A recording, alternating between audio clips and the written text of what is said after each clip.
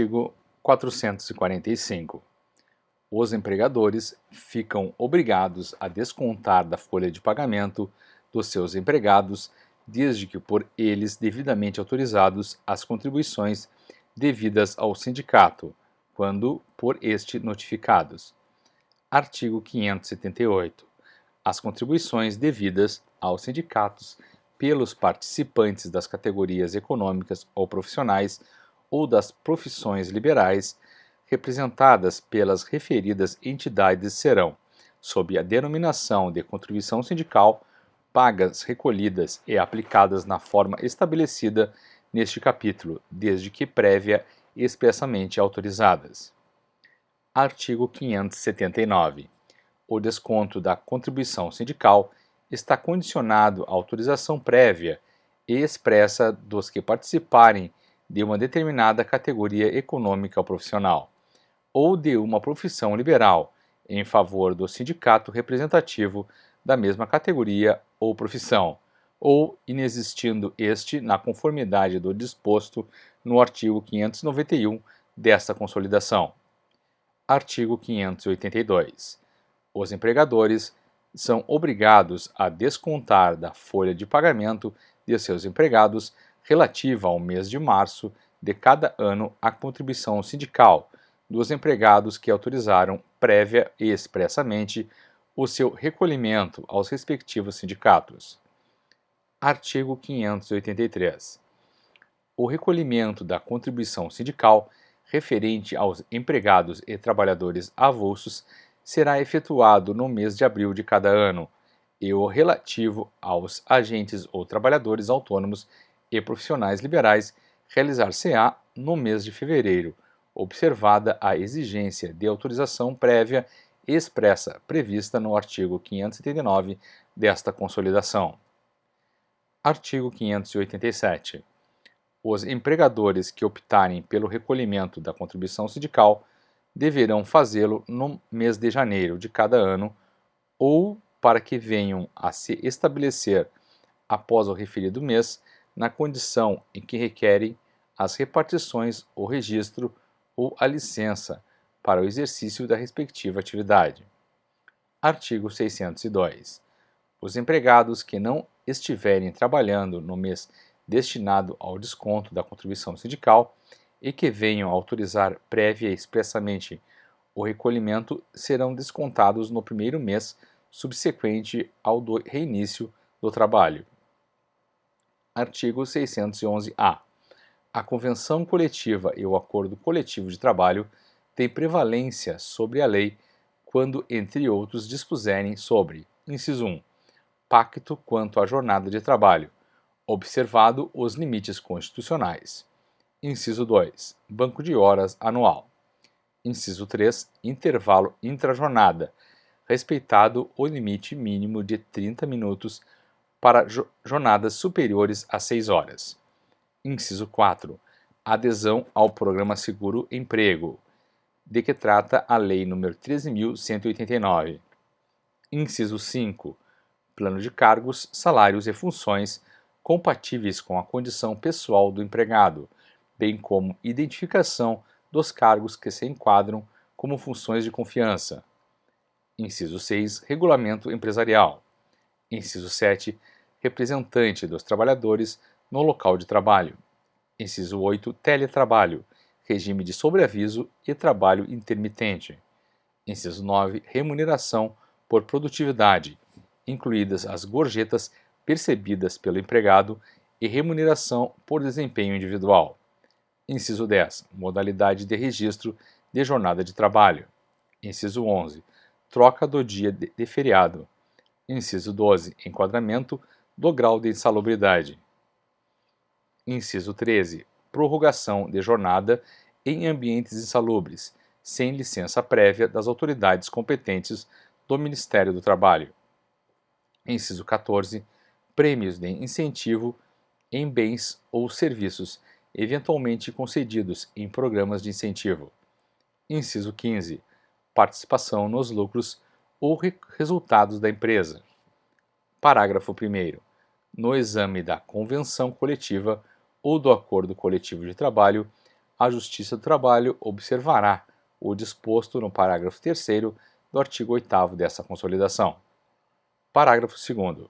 A inexistência de expressa indicação de contrapartidas recíprocas em convenção coletiva ou acordo coletivo de trabalho não ensejará sua nulidade por não caracterizar um vício do negócio jurídico. Parágrafo 3º. Se for pactuada cláusula que reduza o salário ou a jornada, a convenção coletiva ou o acordo coletivo de trabalho deverão prever a proteção dos empregados contra dispensa imotivada durante o prazo de vigência do instrumento coletivo. Parágrafo 4º. Na hipótese de procedência de ação anulatória de cláusula de convenção coletiva ou de acordo coletivo de trabalho, quando houver a cláusula compensatória, esta deverá ser igualmente anulada, sem repetição do indébito. Parágrafo 5. Os sindicatos subscritores de convenção coletiva ou de acordo coletivo de trabalho deverão participar como litisconsortes necessários em ação individual ou coletiva, que tenha como objeto a anulação de cláusulas desses instrumentos. Artigo 611-B. Constituem objeto ilícito de convenção coletiva ou de acordo coletivo de trabalho exclusivamente a supressão ou a redução dos seguintes direitos. Parágrafo 1º. Normas de identificação profissional, inclusive as anotações na carteira de trabalho e previdência social. Inciso 2. Seguro-desemprego, em caso de desemprego involuntário. Inciso 3. Valor dos depósitos mensais e da indenização rescisória do Fundo de Garantia do Tempo de Serviço. Inciso 4. Salário mínimo. Inciso 5. Valor nominal do 13º salário. Inciso 6. Remuneração do trabalho noturno superior à do diurno. Inciso 7. Proteção do salário na forma da lei, constituindo crime sua retenção dolosa. Inciso 8. Salário família. Inciso 9. Repouso semanal remunerado. Inciso 10. Remuneração do serviço extraordinário superior, no mínimo em 50% à do normal. Inciso 11. Número de dias de férias devidas ao empregado. Inciso 12. Gozo de férias anuais remuneradas com pelo menos 1/3 a mais do que o salário normal. Inciso 13. Licença maternidade com redução mínima de 120 dias. Inciso 14. Licença paternidade nos termos fixados em lei. Inciso 15. Proteção do mercado de trabalho da mulher, mediante incentivos específicos nos termos da lei. Inciso 16. Aviso prévio proporcional ao tempo de serviço, sendo no mínimo de 30 dias nos termos da lei. Inciso 17. Normas de saúde, higiene e segurança do trabalho previstas em lei ou em normas regulamentadoras do Ministério do Trabalho. Inciso 18. Adicional de remuneração para as atividades penosas, insalubres ou perigosas. Inciso 19. Aposentadoria. Inciso 20. Seguro contra acidentes de trabalho a cargo do empregador. Inciso 21. Ação quanto aos créditos resultantes das relações de trabalho, com prazo prescricional de 5 anos, para os trabalhadores urbanos e rurais, até o limite de 2 anos após a extinção do contrato de trabalho. Inciso 22. Proibição de qualquer discriminação no tocante a salário e critérios de admissão do trabalhador com deficiência. Inciso 23. Proibição do trabalho noturno, perigoso ou insalubre a menores de 18 anos e de qualquer trabalho a menores de 16 anos, salvo na condição de aprendiz, a partir de 14 anos. Inciso 24. Medidas de proteção legal de crianças e adolescentes. Inciso 25. Igualdade de direitos entre trabalhador com vínculo empregatício permanente e o trabalhador avulso. Inciso 26.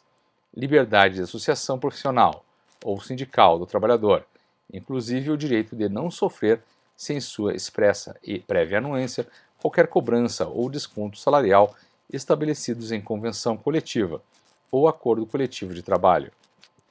Inciso 27. Direito de greve, competindo aos trabalhadores decidir sobre a oportunidade de exercê-lo e sobre os interesses que devam, por meio dele, defender. Inciso 28. Definição legal sobre os serviços ou atividades essenciais e disposições legais sobre o atendimento nas necessidades inadiáveis da comunidade em caso de greve. Inciso 29. Tributos e outros créditos de terceiros. Inciso 30. As disposições previstas nos artigos 373-A, 390, 392, 392-A, 394 e 394-A, 395, 396 e 400 desta consolidação. Parágrafo único. Regras sobre duração do trabalho e intervalos não são consideradas como normas de saúde, higiene e segurança do trabalho, para os fins do disposto neste artigo.